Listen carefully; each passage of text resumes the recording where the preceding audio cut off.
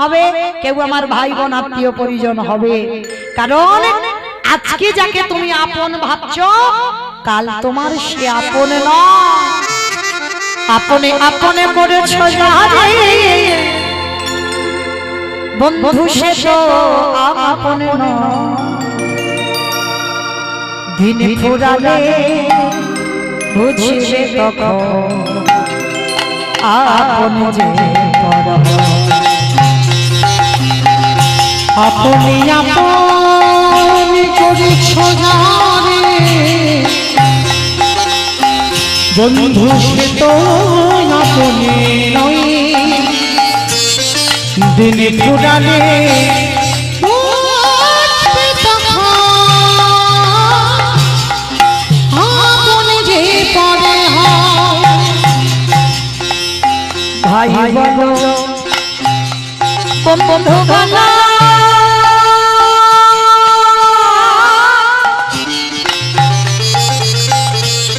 কেউ তো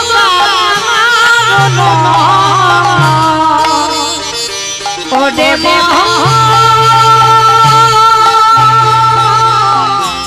কেউ তো ভাই বলো বন্ধু বলো,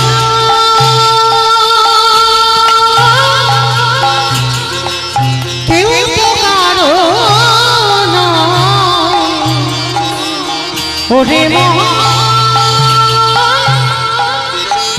কেউ তো কারো না। আজ দু চার দিনে দেখা শোনা, ওরে দু চার দিনে দেখা শোনা। পথের পরিচয় কেউ তো কারো না, কেউ তো কারো না। ওরে মহান কেউ তো কারো না, মহান কেউ তো কারো না। ওরে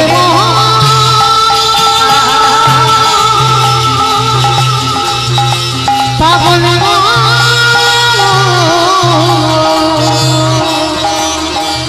ওরে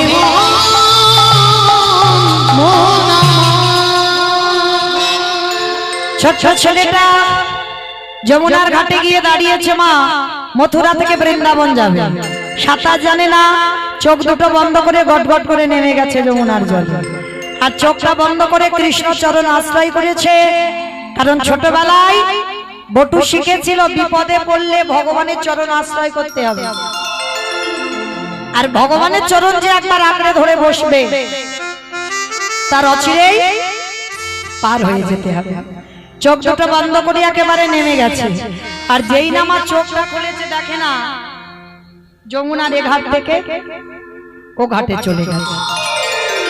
আর ওই ঘাটে গিয়ে যেই না দাঁড়িয়েছে, কৃষ্ণ তোর এত অহিতকে কৃপা, তুই আমার পার করে দিলি। মা পূর্ণমাসীর ঘরে চাল ডাল আলু সবজি যা যা দরকার পুডলিতে করে বেঁধে নিয়েছে। চাল ডাল পেয়ে গেল। এবার বাড়িতে এলেই তো বৈষ্ণব সেবা, কত সোজা নয়, এখনো যাচাই করার বাকি আছে। প্রথম পরীক্ষাটা তো গ্রামের লোকের কাছে মার খাইয়েছে, এবার দ্বিতীয়বারে পরীক্ষা। ভগবান কুর্ম হয়ে জলের তলায় বসে আছে। অমাইরা, কুর্ম মানে কি গো? কুমড়ো কুমড়ো কি বাবা? কচ্ছপ। কি মা আপনারা কি বলেন, কচ্ছপ বলেন নাকি কাছিম টাছিম বলেন? কচ্ছপ। বেশ, আমরাও কচ্ছপ বলি। তা ভগবান একবার কচ্ছপ হয়েছিল বাবা, আপনারা তো জানেন। ভগবানের 10টা অবতার, 10টা অবতারের ভিতরে 5টা অবতার শুধু সত্য যুগে হয়েছিল। মৎস্য, কুর্ম, বারাহ, নৃসিংহ, বামন সত্য যুগে। ত্রেতা যুগে দুটো রাম, ভৃগুবংশে যমদগ্নির ঔরসে মা রেণুকার গর্ভে জন্ম নিল ভৃগুরাম বা পরশুরাম। আর একটা ক্ষত্রিয় কুলের রাজা দশরথের ঔরসে মা কৌশল্যার ঘরে জন্ম নিল দাশরথী রাম বা সীতাপতি রাম। আর দাপরে একটা বলরাম অবতার, আর কলিতে একটা হয়ে গেছে বুদ্ধ অবতার, আর একটা আসছে কলকি অবতার। এতদিন 9টা কমপ্লিট হয়েছে বাবা, একটা বাকি আছে। আর একটা যখন আসবে না, ও আর ছাড়াছাড়ি নাই। হ্যাঁ, একেবারে গীতায় বলেছে না, যদা যদা হি হর্ষব গ্লানির্ভবতি ভারত অভ্যুত্থানে অধর্মস্ব তদাত্মনামস্তি জগমঃ পরিত্রাণায় সাধুনাং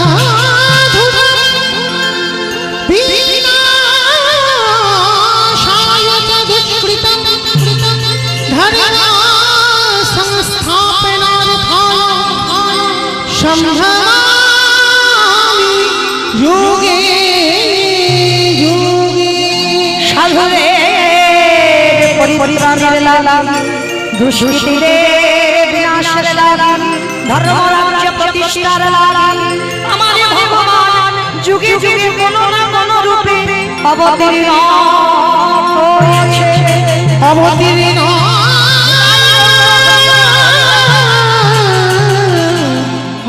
হয়েছে।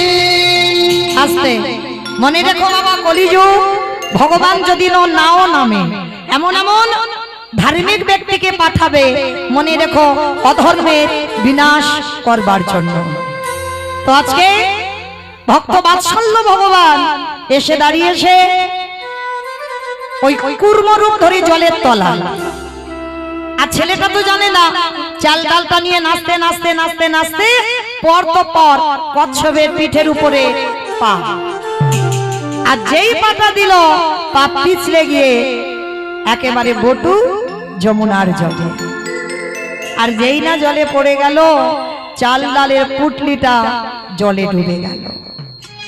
ছেলেটা খুঁজতে ব্যস্ত, কিন্তু বাবা পড়েছে মানে আত্ম নেই।